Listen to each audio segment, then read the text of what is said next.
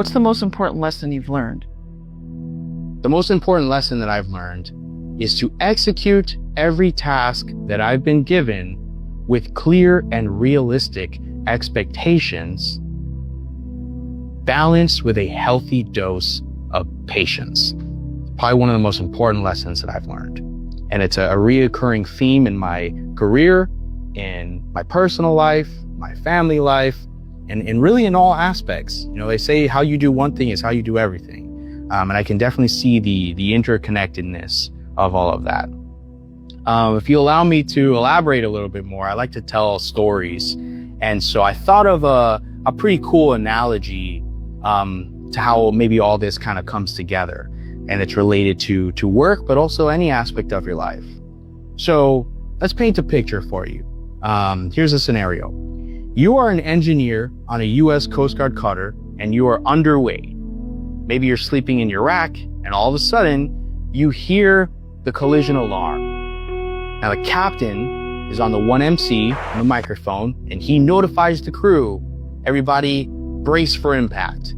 There is a shipping container that is floating out at sea and we are on a crash collision course to that shipping container. We have lost all steering. What's gonna happen next is you're gonna hear the main diesel engines shut off, they're secured, but the ship is still moving at a certain rate of speed because the momentum is still bringing that ship closer to the inevitable collision that is that shipping container, that rogue shipping container. So what are you gonna do? So you have two different options, I would say. If there is not enough time, which seems to be the case sometimes in our life, where there is an adversity or challenge of some sort, if you don't have the time, the distance, cover, whatever it is, right? You might just have to brace for impact. You're gonna hold tight, you're gonna hope for the best, and you're just gonna deal with the consequences afterwards. If that means that we have a casualty on board and we're gonna have to use our plug-in patch kit to plug up the holes and hopefully save the ship from sinking, then that's what we'll do. And if the ship starts to sink and we have to egress and abandon the ship, then maybe that's what we'll have to do. We'll cross that bridge when we get there. But let's say you do the other option, where we actually have a little bit of time. We have just enough time to react, right? To have that reactionary gap. I like to think about it like this, is that a lot of times in life, we are afforded that. Not all the time, but a lot of times in life, we are afforded that little extra time. So it's super valuable. And the question is, what are you gonna do with that time? So as an engineer, I'm gonna run aft to the back of the ship. I'm gonna go to the manual steering room. I climb down the ladder well, and I'm gonna find myself here in this very uncomfortable, sweltering heat. Just a really uncomfortable, unpleasant room, right? Which is the manual steering room. Now, immediately, you're gonna find this large metal helm, this large metal wheel. And if you can imagine like the Pirates movies, that they have those big wooden wheels that they used on those big sailboats, that's basically what we have, but it's metal now. And so that is what we're gonna use to steer our way out of the path of the rogue shipping container. So the captain comes on the 1MC again and says, engineer, we're going to steer the ship 45 degrees, starboard side, right? So to the right, starboard side, 45 degrees. So what does that mean? What does that mean for you now? So you're gonna be cranking that wheel as hard and as fast as you possibly can. You're gonna be sweating. You're gonna maybe be tired, fatigued, confused, in fear. It's a very chaotic situation. But the ship and the lives of your crew, depend on you, right? So you're gonna give it your all. You're gonna be mentally, physically, spiritually, emotionally there. Every aspect, every fiber of your being is going to be put into this turning of the wheel, right? So you start turning that wheel and you're not noticing any input. Why is that?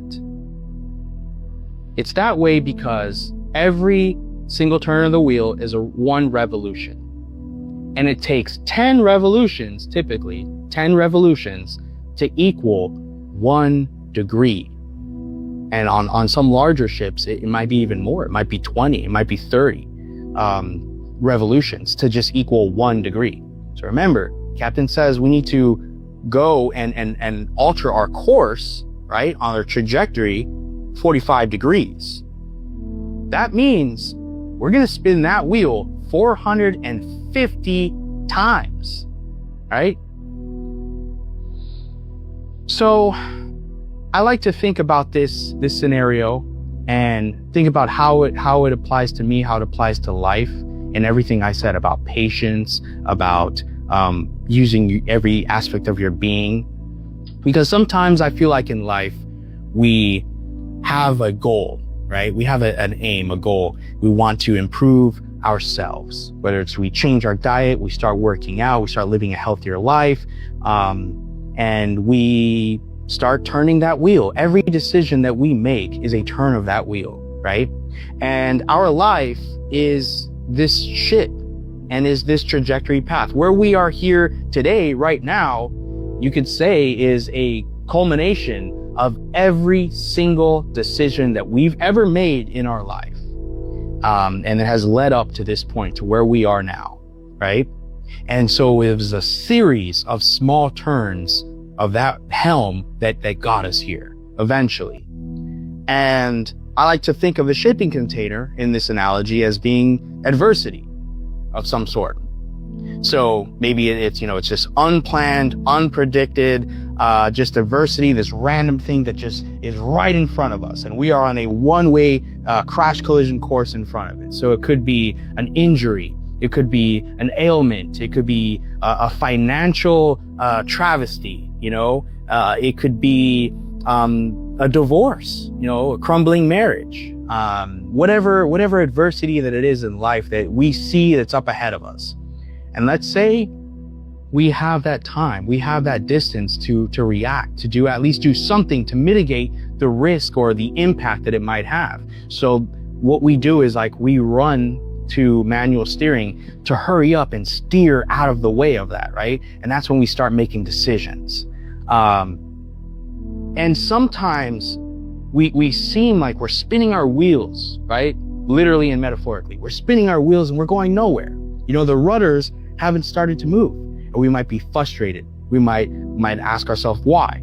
That this is not meeting, these results are not meeting our expectations immediately.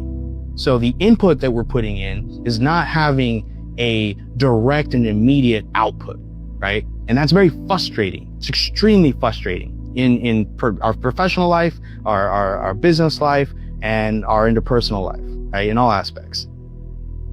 But it's important to remember again, what is the algorithm, right? What is the formula? Is that it takes 10 whole revolutions of that helm to move just 1 degree. So it's like they say, Rome wasn't built in a day.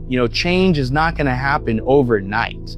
Unfortunately, I wish there was. I wish there was a shortcut. I wish there was an easier way, but it's going to take all of you. It's going to take the entire part of your will, of your resiliency, your discipline, your endurance. It's going to take every aspect of you to turn that wheel. And it's going to take several turns to equal 1 degree. And it might be in life that for you to move out of that way of that course with that adversity, or to change and improve some aspect of your life, it might be 45 degrees, which is 450 turns. And sometimes for really, extreme situations in life where we are with in a toxic situation or a very unsafe situation or something, where we have to do a complete about face, an about face, turning the other way, turning all the way around. That's 180 degrees, which by this formula is 1,800 turns. So just think about that for a minute. Think about what that would feel like. Think about what that entails. Think about how much effort, how many decisions have to go in that for you to turn all the way around, right? The ship, your life, this massive force does not spin on a dime. So again, it is a culmination of every single degree, every single turn, every single revolution. And so one of the things, again, that I've realized is to have more realistic expectations, to give my all in everything that I do, and to remember to be patient, to try and be present in the moment, be grateful for this challenge that I'm being faced with. It's a great learning experience, and try to have a positive outlook. When I was going through some adversity, an injury, one of my coaches, one of my mentors, basically said, Rivero, pain is going to be inevitable, right? There's nothing you can do about that. There are some things that are there that you're just going to have to deal with, right? So pain is inevitable, but suffering is a choice. And, it really stuck with me. I had to really digest that. I didn't like to hear that at the time, but I grown to really appreciate what that means. And so part of all of this lesson is to accept the reality for what it is, have these realistic expectations, like I said, but really embrace the process, right? And the final takeaway of this whole scenario that's really helped me when I have been faced with things of this nature is to don't look so far ahead that you begin to feel, just frustrated and defeated, right? Don't have that defeated mindset. Don't look at it like that's 1,800 revolutions that I have to do. That's 450 turns that I have to do. And I'm only on turn 15, right? And I'm already struggling. You have to break it down bit by bit. You have to break it down spin by spin, right? So just one spin to the next spin. Spin to spin, everything is a win. And before you know it, you will start to see those rudders start to move. And you will see that your helm is moving and you are moving into a different trajectory, different course in life.